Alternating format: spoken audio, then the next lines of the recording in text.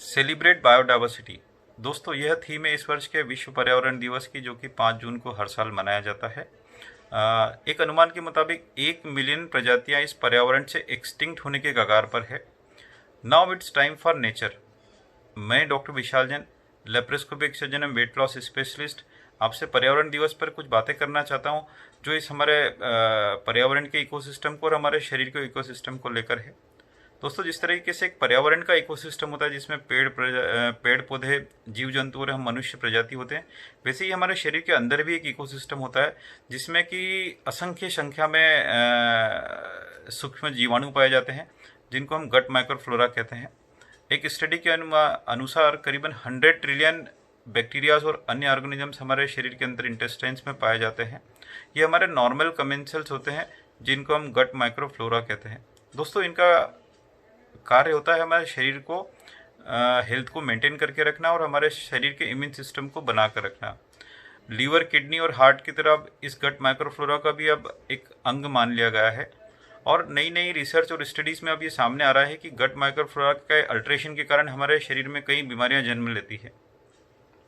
प्रमुख रूप से पेट की बीमारियां, जिसमें इन्फ्लेमेटरी बाउल डिसीज है, चाहे लीवर की बीमारियां हैं या चाहे पेट की अन्य बीमारियां हों, वो पेट के कैंसर्स हों या कई अन्य जगह के कैंसर हों, तो उनमें भी इस गट माइक्रोफ्लोरा का रोल अब प्रमुखता से उभर कर आ रहा है। नए नए अध्ययनों में डायबिटीज़ और मोटापे में भी इनका रोल काफ़ी सामने आया है और इस पर काफ़ी रिसर्च की जा रही है। तो आने वाले वर्षों में इसके इलाज में भी हमें काफ़ी सुविधा होगी और आसानी होगी। दोस्तों, हमारे जैसे पर्यावरण को हम सहेज के रखना चाहते हैं या हमारे इकोसिस्टम को सहेज के रखना चाहते हैं बाहरी, वैसे ही हम अपने इंटरनल पर्यावरण को या इकोसिस्टम को भी सहेज कर रखना बहुत ज़रूरी है। और जहाँ तक हमारे गट माइक्रोफ्लोरा का सवाल है, तो इसका सीधा सीधा संबंध हमारे खान पान से और हमारी उचित जीवन शैली से है। दोस्तों, जहाँ तक हमारे खान पान की हम बात करते हैं, तो आजकल हमारी आधुनिक जीवन शैली में जंक फूड की और फास्ट फूड की अधिकता काफ़ी बढ़ गई है। दोस्तों, इस जंक फूड और फास्ट फूड में कई तरह के केमिकल्स और प्रिजर्वेटिव्स का यूज़ होता है, जो कि हमारे शरीर के लिए घातक होते हैं, इस माइक्रो बैक्टीरिया को ऑल्टर करते हैं। दोस्तों, खेती में भी आजकल कई पेस्टिसाइड्स और केमिकल्स का यूज़ होता है। यही पेस्टिसाइड्स और केमिकल्स हमारे शरीर में जाते हैं, हमारे गट माइक्रोफ्लोरा को ऑल्टर करते हैं और शायद कैंसर जैसी बीमारियों के उत्पन्न होने में ये सहायक होते हैं। दोस्तों, जो पानी हम पी रहे हैं वो भी दूषित पानी जा रहा है। उसके अंदर कई तरह का पोल्यूशन हो गया है, कहीं माइक्रोप्लास्टिक्स जा रहे हैं, कहीं कहीं और इंडस्ट्रियल वेस्ट जा रहे हैं दोस्तों। तो इसके कारण भी हमारा शरीर का इकोसिस्टम गड़बड़ होने लगा है। तो दोस्तों, बाहर का इकोसिस्टम और हमारे अंदर का इकोसिस्टम आपस में इंटर रिलेटेड कनेक्टेड है। अगर बाहर का इकोसिस्टम गड़बड़ होगा तो हमारे शरीर का इकोसिस्टम भी गड़बड़ होगा। दोस्तों, अभी कोरोना का समय है और हम 3-4 माह से कोरोना रूपी महामारी से जूझ रहे हैं। तो जो प्रमुखता से बात इसमें सामने आई है वो है इसके बचाव के बारे में। और इस समय तक आप इसके बचाव के बारे में भली भांति परिचित है, जिसके बारे में अभी बात मैं नहीं करने वाला हूँ। दूसरा रोल जो कोरोना के बारे में समझ में आ रहा है वो है इम्यूनिटी का। तो दोस्तों, एक हमें अपनी इम्यूनिटी भी मेंटेन करके रखना है, जो कोरोना और अन्य बीमारियों से लड़ने में काफ़ी सहायक है।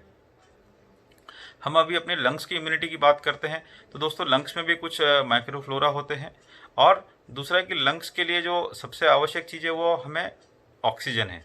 तो दोस्तों, ऑक्सीजन जो हमारे अंदर जा रही है, अगर वो शुद्ध रहेगी तो हमें लंग्स की इम्यूनिटी मेंटेन रहेगी और कोरोना या अन्य इन्फेक्शन का होना का खतरा कम से कम रहेगा। दोस्तों, आप देख ही रहे हैं कि अभी जब से ये लॉकडाउन हुआ है तो हवा कितनी साफ़ हो गई है और स्वच्छ हो गई है। हमें दूर दूर तक नज़ारे क्लियर दिख रहे हैं। हमारा जो पानी है वो कितना स्वच्छ हो गया है। और वैसे ही कई वन्य प्राणी भी आजकल शहरों की तरफ आने लगे हैं या स्वच्छंद तरीके से विचरण कर रहे हैं। तो दोस्तों, आप ये समझ सकते हैं कि हम लोगों ने इस प्रकृति के इकोसिस्टम में कितना इंक्रोचमेंट किया है या हम उसको कितना डिस्टर्ब कर रहे हैं। तो दोस्तों, इस चीज़ से हमें सबक लेके आगे भी इस चीज़ों को मेंटेन करना है। हम जो प्राणदायक ऑक्सीजन है उसको देने वाले पेड़ों को एक तरफ काटते जा रहे हैं और दूसरी तरफ कंक्रीट के जंगलों को खड़ा करते जा रहे हैं। तो दोस्तों, इस पर्यावरण दिवस पर हम ये कोशिश करें कि अधिक से अधिक संख्या में हम पेड़ लगाएं, हमारे वाटर को पोल्यूशन से बचाएं, साथ ही साथ हम एयर पोल्यूशन से भी बचाएं। एयर पोल्यूशन से बचने का सबसे सही तरीका है कि अधिक मात्रा में पेड़ लगाएं और जो इंडस्ट्रियल प्रोडक्शंस और वेस्ट है उसको सही तरीके से डिस्पोज किए जाए। दोस्तों, साथ ही साथ हम वन्य प्राणियों को और वनस्पतियों को भी बचा के रखें, ताकि ये प्रकृति का सिस्टम एक फाइन बैलेंस के रूप में रहे। और ये अगर प्रकृति का बैलेंस रहेगा तो हमारा इंटरनल सिस्टम भी बैलेंस रहेगा। तो दोस्तों, आप अपनी जीवन शैली नियंत्रित रखिए, आपका खान पान आप उचित रखिए। एक और आखिरी चीज़ मैं जाते जाते बोलना चाहता हूँ, वो है हमारी बायोलॉजिकल क्लॉक के बारे में। दोस्तों, एक हमारे शरीर में बायोलॉजिकल क्लॉक होती है, उसके हिसाब से हमें अपनी सारी गतिविधियां करना चाहिए। उसमें सबसे महत्वपूर्ण चीज़ आती है हमारी नींद। दोस्तों, अगर हमारी नींद पूरी होती है तो हमारी इम्यूनिटी अच्छे लेवल पे मेंटेन रहती है। तो दोस्तों, आप कम से कम 7 से 8 घंटे की रात में नींद लीजिए, ताकि आपका शरीर एक फाइन बैलेंस में रहे, आपकी इम्यूनिटी मेंटेन रहे और आप कोरोना और अन्य बीमारियों से अच्छे तरीके से फाइट कर सकें, लड़ सकें। तो दोस्तों, इस पुनः पर्यावरण दिवस की आपको बधाई और शुभकामनाएं। आप आपके बाहर के पर्यावरण को और अंदर के पर्यावरण को सहेज के रखिए। आप स्वस्थ रहिए, हेल्दी रहिए, सुरक्षित रहिए। Thank you very much.